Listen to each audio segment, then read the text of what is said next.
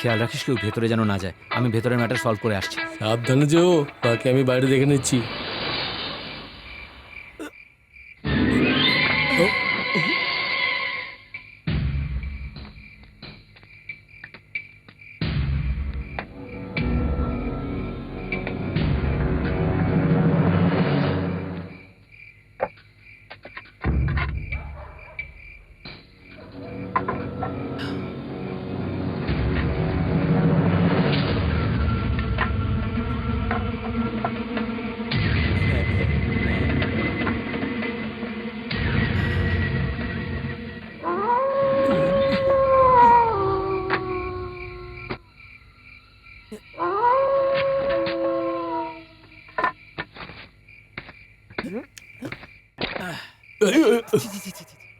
আরে এসব কি করেছিস? পেশাব করে দিয়েছিলাম, খুব জোরে লেগেছিল। আরে তুইও না।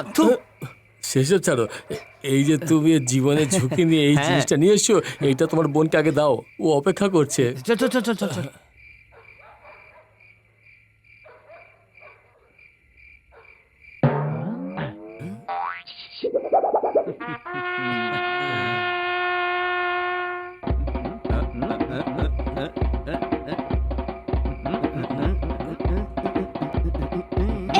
দাদা, তুই এটা নিয়ে এসেছিস?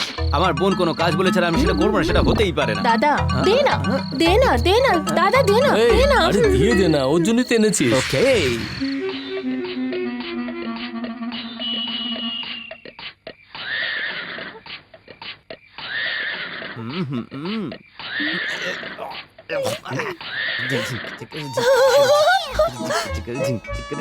দে না, দে না দাদা, দে না। এই কেটে গেল। এটা নিয়ে কত ঢং চলছিল বল। মিনা, আয় না, বাজারে যাব।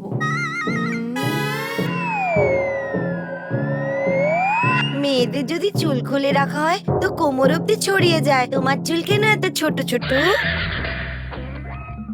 কুকুরের নজর, নেকড়ের নজর, বিড়ালের নজর, ইঁদুরের নজর, সবার নজর থেকে বাঁচা।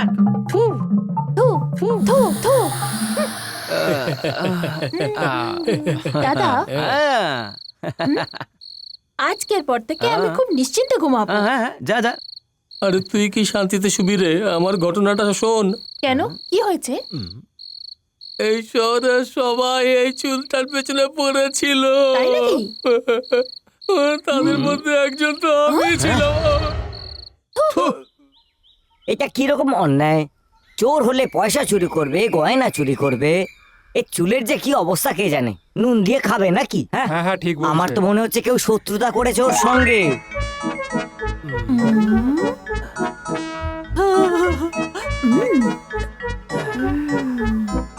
আরে ওই মেয়েটার এত সুন্দর চুল ছিল যে রেশমের মতন চমকাচ্ছিল, এই যে কেটে নিয়ে গেল ওর চুল। ভগবান যেন ওকে ন্যাড়া করে দেয়, ওর যেন কখনো চুল না ওঠে, ওকে যেন ভগবান কালো করে দেয়। আমি তো এটা বিশ্বাসই করতে পারছি না, কেউ ঘরে ঢুকে তোর বিরুনি কেটে নিয়ে গেল আর তুই কিছু টের পেলি না। হ্যাঁ, আমি কি করেছি?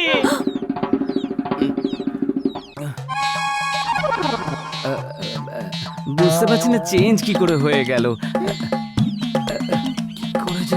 ও বীরেন্দ্র, এটা তুই কি করলি? মেয়ের চুল কাটাচ্ছিল আর মায়ের চুল কেটে এলি। আজ রাত্রে তুই মেয়ের চুল কাটিস, মায়ের না। সাবধানে। মা, আমি এখন স্নান করতে যাব, আমার শ্যাম্পু কোথায় রেখেছো? ওটা যেখানেই থাকুক, তার যা আমার কি এসে যায়? তুই তো গেলি এবার। এবারের মতো মাফ করে দে। কালকে রাত্রে এর চুলটাও। দাদা দাঁড়া বলছি, দাঁড়া আমার কথা বলছি। শোন। তোকে দাঁড়াতে বলেছি গৌরী, কিন্তু। গৌরী শোন। দাঁড়া বলছি। আরে গৌরী,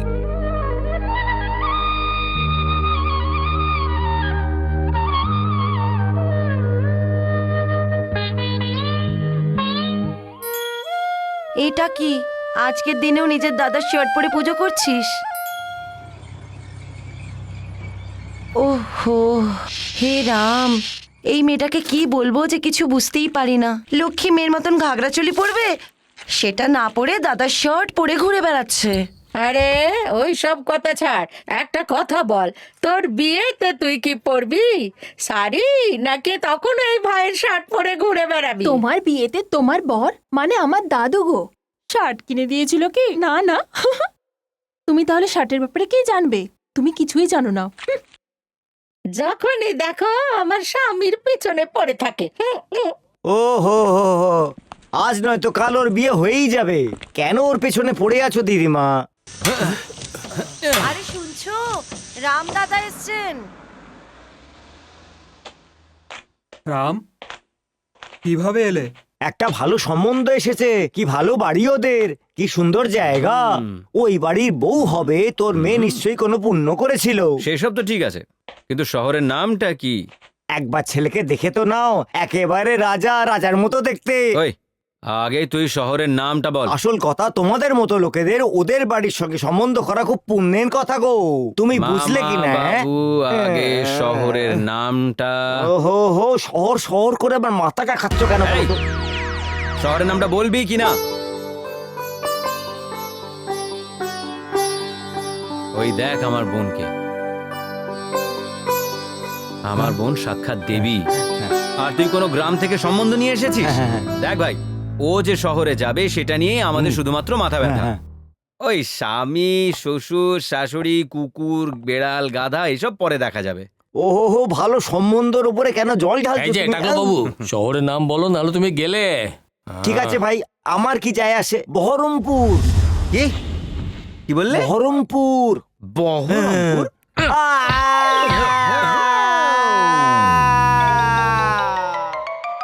লোকে আগে গ্রাম বলতো, এখন বিশাল শহর, দেখলে খুব ভালো লাগবে।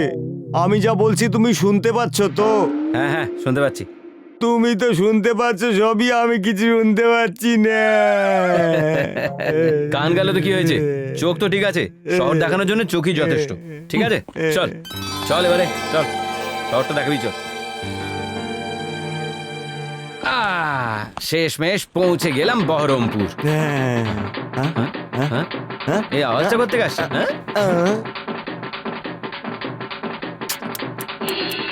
দাঁড়াও।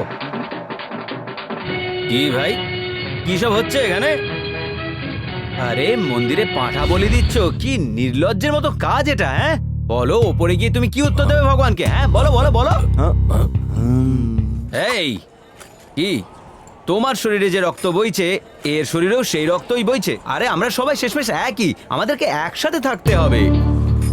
ব্যাস তফাৎ এটাই যে গরু ছাগল আমাদের দুধ খায় না, কিন্তু মজার কথা হলো আমরা তো ওদের দুধও খাই, আবার ওদের বলিও দিই, তারপর সেই মাংস আমরা খুব ভালোবেসে খাই। আমরা কি ঠিক কাজ করি?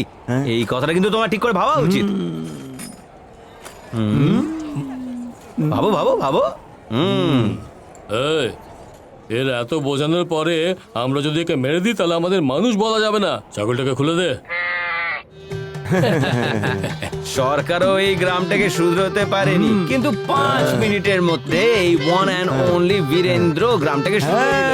ঠিক বীরেন্দ্র, এই গ্রামের জন্য নিজেদের বোন কি নিজেদের প্রাণ দিয়ে দেবো।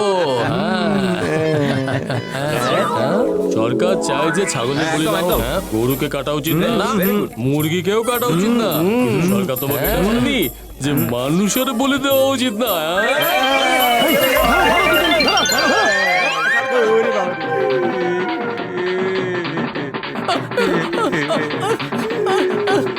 নিজের শহর ছেড়ে আমাদের শহরে এসে তুমি নিজেকে নেতা ভাবছো নাকি? হ্যাঁ, তোমার বলি তো ভীষণ ভালো হবে, দেবী মা খুব খুশি হবে। আমার একটা ইশারায় তলোয়ার তোর মুন্ডু খাঁচা করে আলাদা করে দেবে। আরে বাবা রে, আরে বলি তো একজনকেই দেবে, আমাকে কেন মারছো? হে দেবী মা, আমরা কি পাপ করেছি যে আমাদের বলি স্বীকার করছো না তুমি? বলো। হে ভগবান, আমার জন্য কেন মৃত্যু কামনা করছো? এই দাঁড়াও, উপরে যাওয়ার পর ভগবানের কাছে কিচ্ছু বলবি না। বাহ, হয়ে গেছে হয়ে গেছে, কাটো কাটো। আল্লাহু আকবার, আল্লাহু আকবার। আরে ভাই তুই মুসলমান নাকি? হ্যাঁ দাদা, আমি তো আমার ছোট্ট বোনের বিয়ে মানে আমি বলতে চাইছিলাম নিকার জন্য এখানে এসেছি, কিন্তু আপনি তো আমারই কবর খুঁড়ে দিলে। মুসাররাত, তুই ওর জন্য চিন্তা করিস না, আমি আছি না, আব্দুল কাদের আছি তো। হ্যাঁ হ্যাঁ, তুমিও মুসলমান নাকি? হ্যাঁ আমিও মুসলমান। তা প্রথমেই বলা উচিত ছিল না, তাহলে এসব ব্যাপারই হতো না। এই শহরে আমরা মুসলমান ভাইয়েরা ছোট ভাই বড় ভাইয়ের মতো থাকি। হঠাৎ যদি আমি তোমাদের মেরে দিই তাহলে এই শহরে হিন্দু মুসলমানের মধ্যে দাঙ্গা লেগে যাবে। আরে খোলো খোলো, খুলে ফেলো, এখনই খুলে খোলো। একটুর জন্য বেঁচে গেলাম, আল্লাহ বাঁচিয়ে দিলেন। এই বীরেন্দ্র, এই শঙ্কর, আমাদের শহরে যাওয়ার বাস এসে গেছে, শিগগিরই আয়। নাম বীরেন্দ্র, হিন্দু নাকি? আমাদের সাথে ধোকা? হ্যাঁ, ধর ওদের, ধর।